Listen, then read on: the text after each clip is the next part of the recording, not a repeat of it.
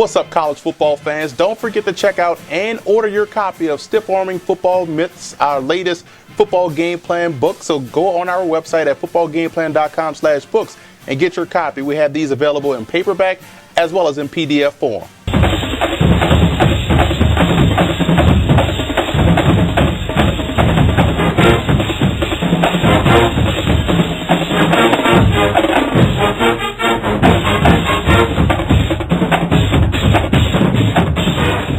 Welcome to footballgameplan.com, where football makes sense. I'm Emery Hunt, the czar of the playbook, bring you our preview of the 2014 AutoZone Liberty Bowl between the Texas A&M Aggies and the West Virginia Mountaineers. Now let's take a look at some coaching points for both teams in this ball game, starting with Texas A&M.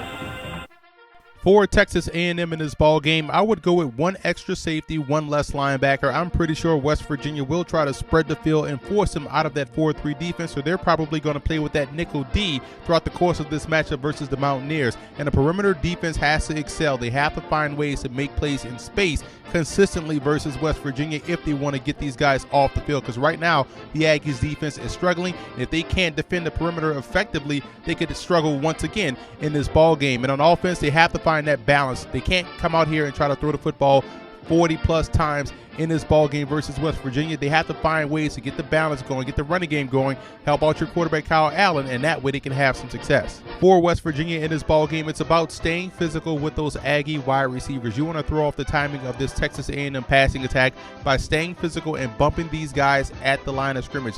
Throw off their timing, force Speedy Noel to beat press coverage, force those guys to win consistently at the line of scrimmage in order to have a chance. And I would utilize those stable of backs that you have at your disposal in the backfield. I think they can run against Texas A&M. They have great interior offensive line play with those two guards up front. Running the football can help shrink this ball game and put Texas A&M in a bind. And don't give Kyle Allen time back there in the pocket to scan the field, because again, they're going to spread the field, they're going to widen out their defense, and if Allen has time, those receivers are talented enough to win those individual matchups. So again, the pressure has to be there. If you can't get pressure with your front four, you have to send extra to get back there and put Allen on the ground.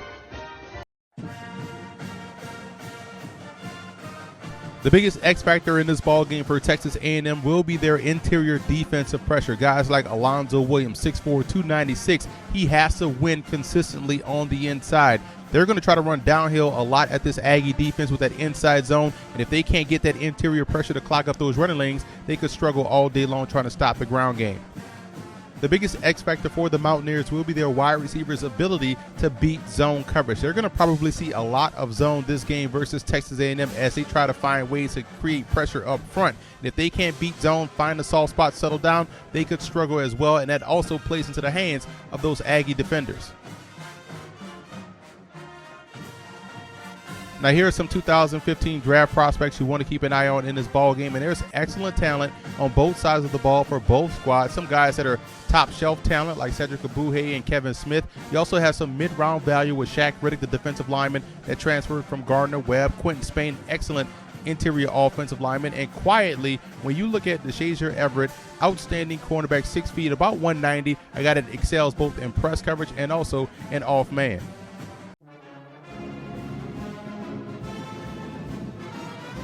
Sam Adams is definitely a campus legend, a member of the Wrecking Crew defense at Texas A&M, where he played from 1990 to 1993. He was the newcomer of the year as a freshman in the Southwest Conference, first-team freshman All-American, and also a first-team All-Southwest Conference selection in 92 after making 56 tackles and 4.5 sacks. He finished his career as the runner-up for the Lombardi Award and was also the Southwest Conference Defensive Player of the Year. Danny Buggs was a tremendous receiver for West Virginia from 1971 to 1973. His first season playing football at West Virginia, he made an immediate impact, scoring a whopping 84 points, including punt returns, and also averaged a touchdown every 5 times he touched the football. In 1973, he became an All-American, first-team All-American, and is one of the best receivers in Mountaineer history.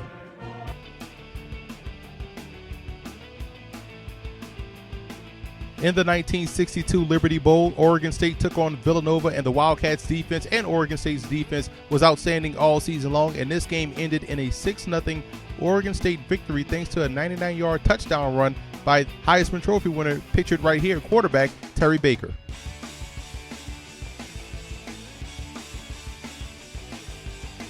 In the 1940 Sugar Bowl, Texas A&M took on Tulane. Both teams came into this matchup undefeated and ranked in the top 25. Texas A&M was ranked number 1. Tulane was ranked 5th in the country. And thanks to John Kimbrough's 159 yards rushing on 25 carries, A&M was able to slip past the Green Wave 14-13.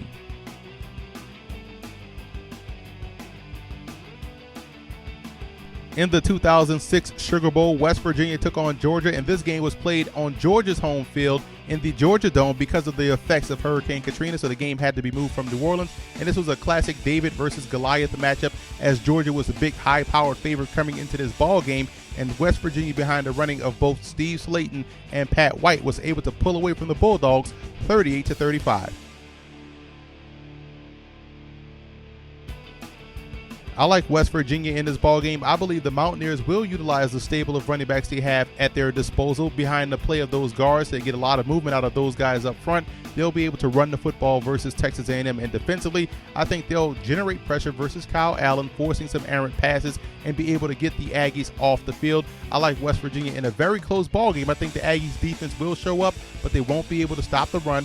I'm taking West Virginia.